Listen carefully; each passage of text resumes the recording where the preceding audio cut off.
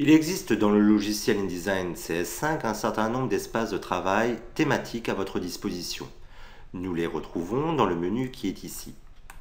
Par défaut, vous êtes sur l'espace de travail Les indispensables.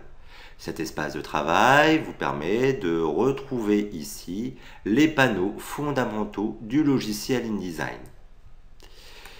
Les espaces de travail vous offrent des choix judicieux de panneaux avec une disposition préétablie. Et tout cela en fonction du sujet que vous voulez traiter. Ainsi, si vous voulez vous concentrer sur la gestion du texte, le traitement typographique d'une mise en page, un espace de travail est dédié. C'est l'espace de travail typographie. J'obtiens à présent tous les panneaux qui me permettront d'agir sur mon texte de manière optimale. Cela est pratique, cela permet de gagner du temps et de travailler donc dans un environnement optimisé. Il est possible de générer ses propres espaces de travail, regroupant donc des panneaux que vous allez utiliser de manière récurrente en fonction de vos besoins. Imaginons un espace de travail dédié à la gestion de la couleur. Nous allons dans un premier temps choisir les palettes liées à ces thématiques. Pour cela, nous allons partir d'un espace de travail existant, les indispensables. Cet espace de travail nous servira de base pour créer le nouvel espace. Une fois choisi, je vais dérouler le menu fenêtre pour aller chercher les palettes qui devront compléter mon espace de travail. Je vais choisir donc la palette qui est ici rangée dans couleur, la palette dégradée. Cette palette arrive de manière flottante. Je vais également chercher une seconde palette qui est ici dans sortie, l'aperçu des séparations. Voilà. Alors attention, cette palette arrive dans un groupe. Je constate qu'il y a deux onglets en plus ici. Je vais prendre l'onglet aperçu des séparations et je vais le glisser à l'extérieur du groupe, dissocier cette palette du reste du groupe. Ce groupe, je peux à présent fermer. Voilà mes deux panneaux. Ces deux panneaux, je veux les ranger ici dans mon volet à droite.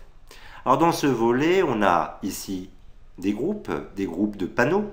Si je clique par exemple sur page, je vais retrouver ici sous forme d'onglet les deux fenêtres associées au groupe, calque et lien. Pareil ici, si je clique sur contour, je retrouverai ici contour et couleur.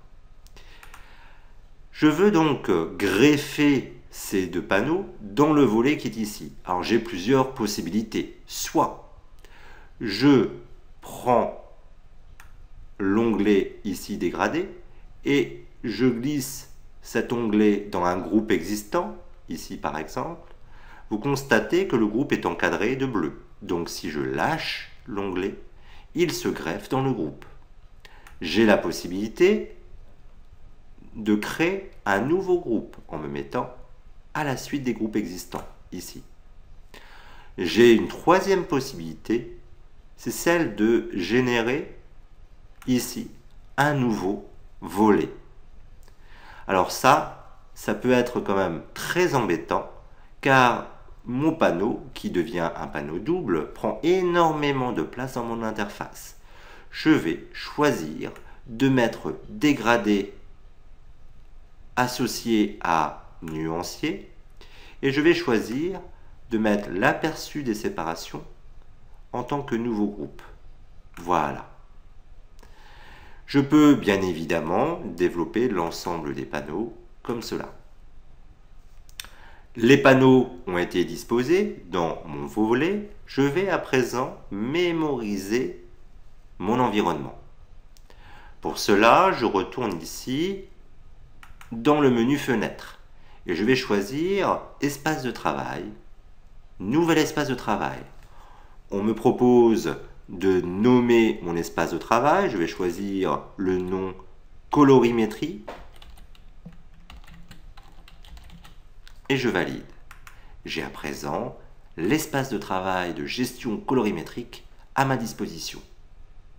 Alors revenons sur l'espace de travail Les indispensables. Souvenez-vous, cet espace de travail nous a servi de base pour générer l'espace de travail colorimétrie. Et vous constatez que cet espace de travail, les indispensables, eh bien, a été enrichi par les nouvelles palettes. Les palettes de mon espace de travail colorimétrie. Je veux retrouver l'espace de travail les indispensables initial. Comment? Eh bien, je vais ici dérouler la liste des espaces de travail et je vais réinitialiser les indispensables. Voilà, je retrouve mon espace de travail les indispensables tel qu'il était à la base. Il est tout à fait possible, bien évidemment, de supprimer des espaces de travail. Alors, vous ne pouvez pas supprimer les espaces de travail proposés par défaut dans le logiciel. Vous ne pourrez supprimer que vos propres espaces de travail.